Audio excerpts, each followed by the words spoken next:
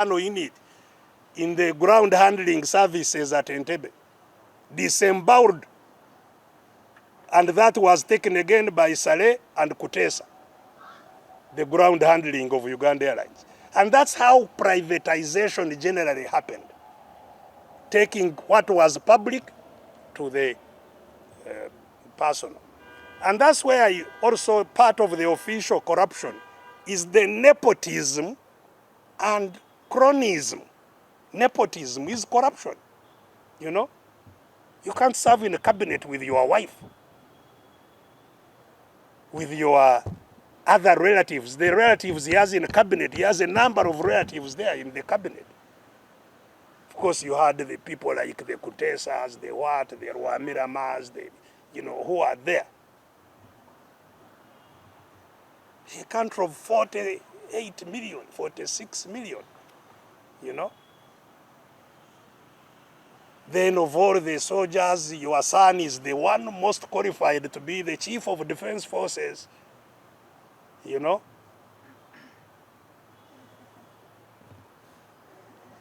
brother in charge of wealth creation.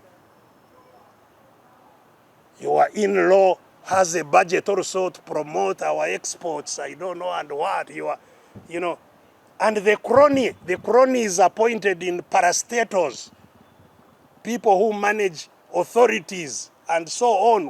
Wherever there is money, they smell where there is money, you'll find a relative there.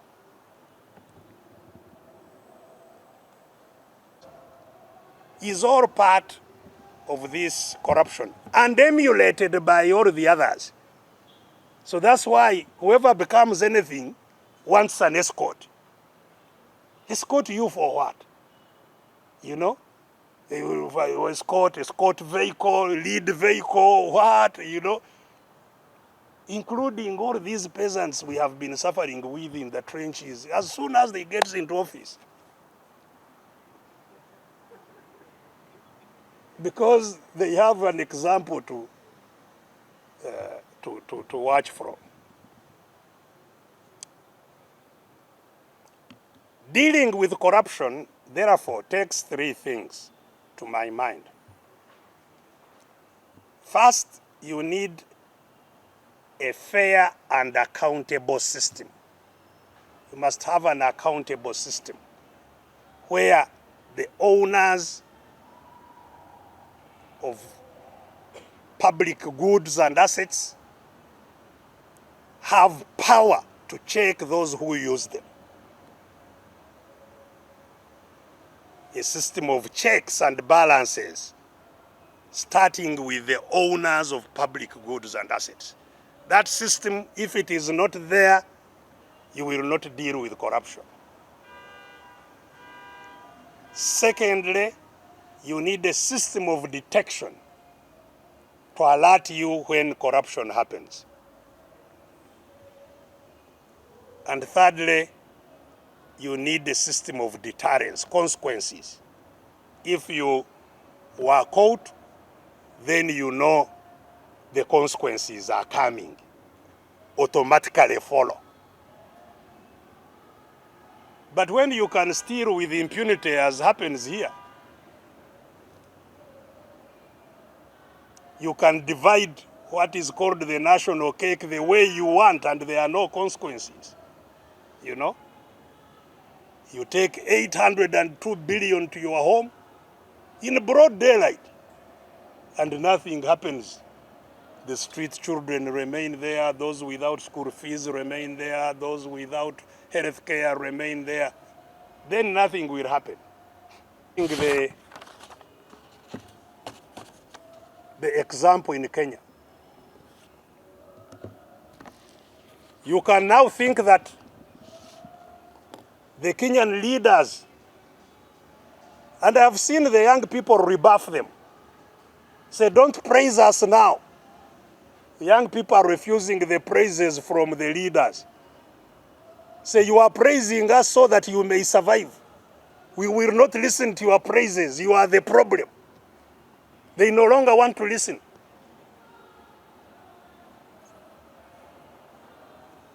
The Senate in Kenya now refused to increase their salaries. The Salaries Commission increased the salaries of Kenyan Senate. And the Senate has said, no, we cannot accept salary increase. In fact, we should reduce our salaries. Because the people have told them, you will not continue doing that. That is the way to get out of this. And as you know, for us here at Katonga, that has been our singular purpose. To try and unite with everybody, because it will take the unity of all. The enemies of Uganda will try to divide those who are held captive in Uganda. If you hear anybody undermining unity of Ugandans, know that is a voice that is from the junta, seeking to keep the country in captivity. So we must unite and say enough is enough. Thank you very much. And for that to happen, every Ugandan must become active, or the greatest majority at least must become active in their own cause. We must get to understand that this is not a cause for politicians alone. No. It's a cause for you in the media, it's a cause for teachers, it's a cause for soldiers, it's a cause for bishops and reverends and sheikhs and muftis, and it's our entire cause to regain control over the country. That realization must come quickly. And that together we say we shouldn't have another election before this mess, the system of mafia, the mafia system they have built over Uganda, before it is removed. That is the only way Uganda will be reorganized. Fortunately, this is why we have been strenuously pointing especially to our elites to understand, to appreciate that the struggle the people of Uganda have today is not a struggle for leadership, which is what elections solve. Elections are supposed to select leaders. But you can't select leaders when you have no power. So we are pre-elections. The struggle we have must be, first of all, to regain control, to regain power, including to regain our vote, because a vote is a voice, which we don't have. We don't have a vote now. Yet you find people are so preoccupied with elections when we have no vote.